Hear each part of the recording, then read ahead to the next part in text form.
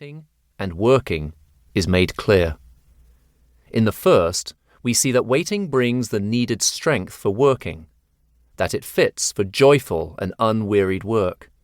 They that wait on the Lord shall renew their strength. They shall mount up on eagle's wings. They shall run and not be weary. They shall walk and not faint.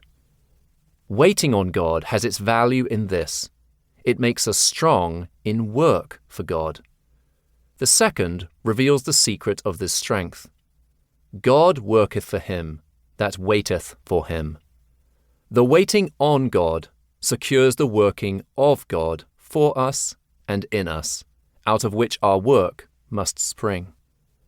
The two passages teach the great lesson that as waiting on God lies at the root of all true working for God, so working for God must be the fruit of all true waiting on him.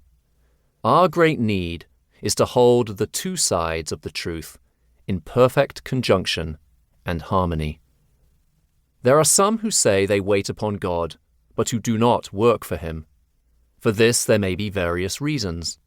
Here is one who confounds true waiting on God, in living direct intercourse with him as the living one, and the devotion to him of the energy of the whole being, with the slothful, helpless waiting that excuses itself from all work until God, by some special impulse, has made work easy. Here is another who waits on God more truly, regarding it as one of the highest exercises of the Christian life, and yet has never understood that at the root of all true waiting there must lie the surrender and the readiness to be wholly fitted for God's use in the service of men. And here is still another who is ready to work as well as wait, but is looking for some great inflow of the Spirit's power to enable him to do mighty works, while he forgets that as a believer he already has the Spirit of Christ dwelling in him, that more grace is only given to those who are faithful in the little, and that it is only in working that we can be taught by the Spirit how to do the greater works. All such, and all Christians, need to learn that waiting has working for its object, that it is only in working that waiting can attain its full perfection and blessedness. It is as we elevate working for God to its true place as the highest exercise of spiritual privilege and power that the absolute need and the divine blessing of waiting on God can be fully known. On the other hand, there are many, who work for God, but know little of what it is to wait on him. They have been led to take up Christian work under the impulse of natural or religious feeling, at the bidding of a pastor or a society, with but very little sense of what a holy thing it is to work for God. They do not know that God's work can only be done in God's strength, by God himself working in us.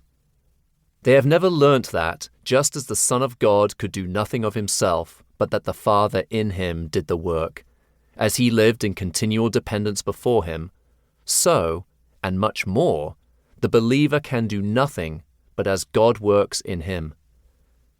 They do not understand that it is only as in utter weakness we depend upon him, his power can rest on us. And so they have no conception of a continual waiting on God as being one of the first and essential conditions of successful work. And Christ's church and the world are sufferers today, oh so terribly, not only because so many of its members are not working for God, but because so much working for God is done without waiting on God. Among the members of the body of Christ, there is a great diversity of gifts and operations. Some, who are confined to their homes by reason of sickness or other duties, may have more time for waiting on God than opportunity of direct working for him. Others, who are overpressed by work, find it very difficult to find time and quiet for waiting on him. These may mutually supply each other's lack. Let those who have time for waiting on God definitely link themselves.